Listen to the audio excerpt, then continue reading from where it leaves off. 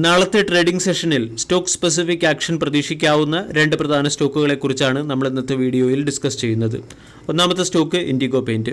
IndiGo ഇന്ന് 1.87% ഉയർന്ന് 1485 closing നൽകി. ഇൻഡിഗോ പെയിൻറ്റിൻ്റെ 52 വീക്ക് ഹൈ 1679, 52 വീക്ക് ലോ 1250. 7,000 കോടി രൂപയുടെ മാർക്കറ്റ് ക്യാപ്പുള്ള കമ്പനിയുടെ വാല്യൂഷൻ 48.11, ഡിവിഡൻഡ് ഈൽഡ് 0.24%. ഇൻഡിഗോ പെയിൻറ്റിൻ്റെ ക്വാർട്ടർലി റിസൾട്ടിൽ കമ്പനിയുടെ സെയിൽസ് ഇയർ ഓൺ ഇയറിൽ 277 കോടിയിൽ നിന്നും 294 കോടിയിലേക്ക് ഉയർന്നു. ക്വാർട്ടർ ടു ക്വാർട്ടർ നോക്കുകയാണെങ്കിൽ സെയിൽസ് 366 കോടിയിൽ നിന്നും 294 കോടിയിലേക്ക് ഇടിയുകയാണ് ഉണ്ടായത്. കമ്പനിയുടെ ഓപ്പറേറ്റിംഗ് മാർജിൻ 25% നിന്നും 16% കുറയ്ക്കുകയും നെറ്റ് പ്രോഫിറ്റ് 49 കോടിയിൽ നിന്നും 49 കോടിയിൽ നിന്നും 26 കോടിയിലേക്ക് ഇടിയുകയും ചെയ്തു.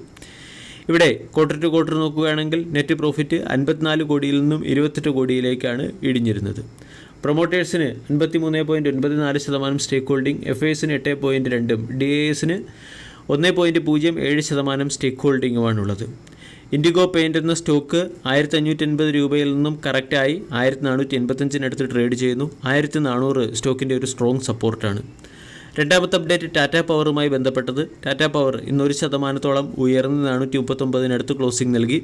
ടാറ്റ പവറിൻ്റെ ക്വാർട്ടർലി റിസൾട്ട് ഇന്ന് മാർക്കറ്റ് അവറിന് ശേഷം പുറത്തു വന്നു.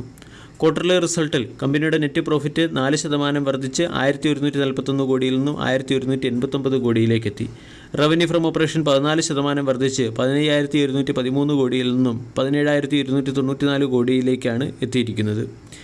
അതുപോലെ തന്നെ കമ്പനിയുടെ എബിറ്റയിലും 11% വർധനവുണ്ടായി. 3,350 കോടിയുടെ എബിറ്റയാണ് കമ്പനി രേഖപ്പെടുത്തിയിരിക്കുന്നത്. കൂടാതെ ഉയർന്ന ഓർഡർ പൈപ്പ്ലൈൻ ലഭിക്കുന്നതും ക്ലീൻ ആൻഡ് ഗ്രീൻ എനർജി